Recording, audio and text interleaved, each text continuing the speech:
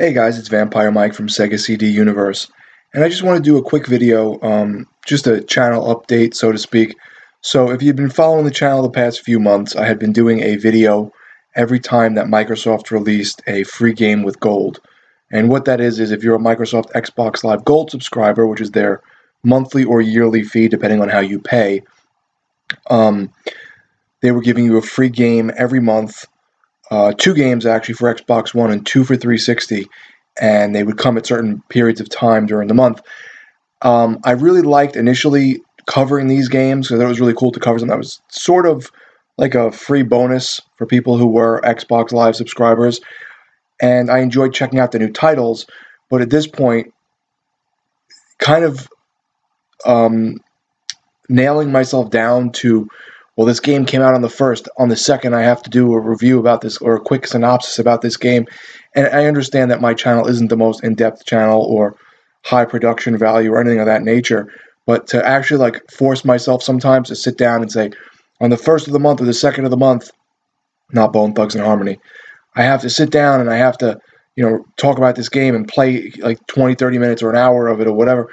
When sometimes I don't have the drive, the time, or the energy to do it, it's kind of wearing on me.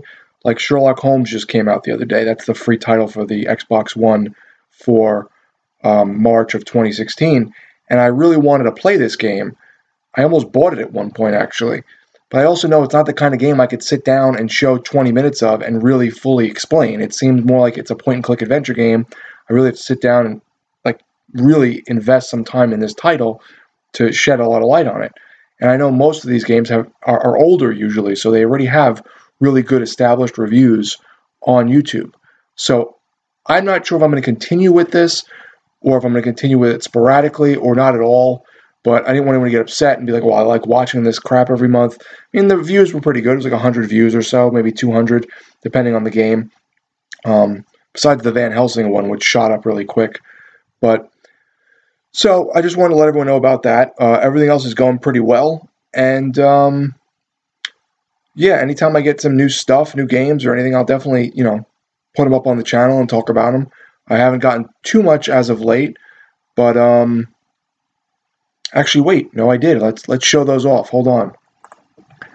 So it's not as much stuff as I thought. I actually had covered some of the other stuff I had picked up in another video, and I'm not going to include the Xbox One stuff I had gotten, like the Crew Wild Run.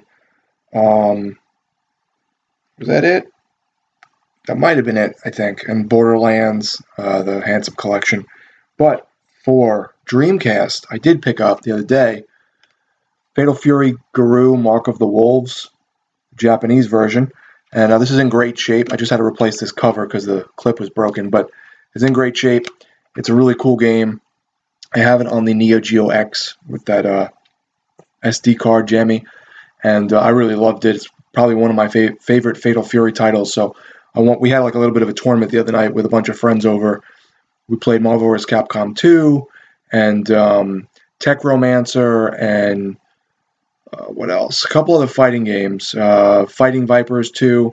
So I picked this up, and I'm looking forward to playing this.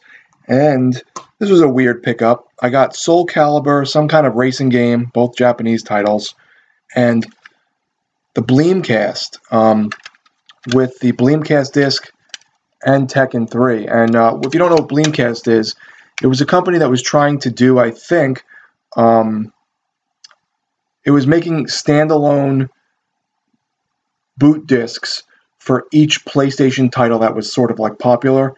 So they did Tekken 3, I'm pretty sure they did Metal Gear Solid, and they did Gran Turismo. And I think after that, they started getting into like some law issues with, using like this boot disc for the Dreamcast. But what it does is it like upconverts, if you can see the picture there, it upconverts the PlayStation games that use it to play them on the Dreamcast. I don't believe, oh wait, you can use a VMU, but you have to use, I think, one dedicated VMU for each game.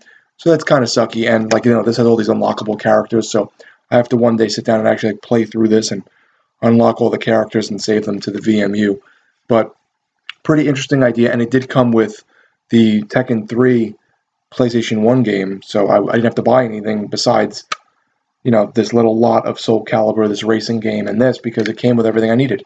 So those are my little pickups in the video there. There's a something or other. And yeah, that's it. Anytime, I get something new to come across, I'll definitely post about it. The one thing news related I was thinking about today of doing a video on, but I could throw it into this, was Phil Spencer is now saying that in regards to the Xbox One, that the games on Windows 10 and on Xbox One are going to be like cross-play, which is really cool in terms of multiplayer because you'll always have more people to play with. I know on 360, Shadowrun was one of my favorite games, and it was a great FPS, and it was also cross-compatible with PC. So you'd find extra people. At one point, my friend Timmy had moved out of the country, and he brought his computer with him, and I bought him a copy of the game, so he was able to still play with me. So that was really cool. So I like some of that, but I also find it weird that they are completely sharing a universe now, that every game that's like a big title is supposedly going to come out on both Windows and Xbox. But okay, the more the merrier. That doesn't bother me. However, he also mentioned in another snippet of information somewhere that they're talking about hardware upgrades for the Xbox One. Just like the way you would, you might buy a $500 computer or upgrade it to be a $1,500 computer. And the game can still run on your $500 computer, but it may not run as well. Maybe you have less RAM, maybe your graphics card is, not as nice, or the graphics aren't as nice on the game you're playing. So I'm wondering if they're really going to do this, because I always bought consoles because you kind of have what you have. That's it. Everyone has the same thing you have. Now with the cross compatibility, you're sort of muddling that a bit, but also, does this mean they're going to make like a 32X type add-on for the Xbox One? Or are they saying they're going to put out different SKUs or different systems? Are they going to put out like a base model like I have?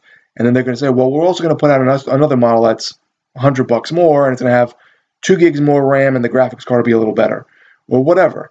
Are they going to do something like that and have like a base model, a middle model, like a premium model that's cost even more, and then you're pretty much buying a computer, even though these systems are pretty much computers anyhow, and then what? I could be playing with you, but your game may look 50% better than mine because you have the premium model Xbox. I don't know how they're going to do that. I don't know if they're going to.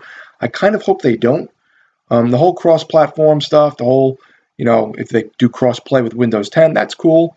I think it's good to get more people out there and interested in your games.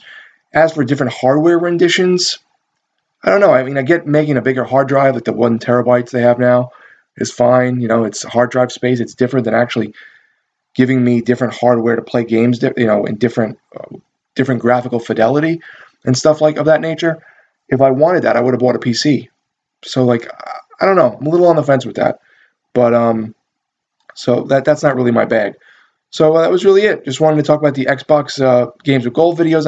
I'm probably going to stop doing, show my couple pickups, and talk about this Phil Spencer Xbox One news I had heard today. So thanks, guys, for watching. It's Vampire Mike from Sega CD Universe.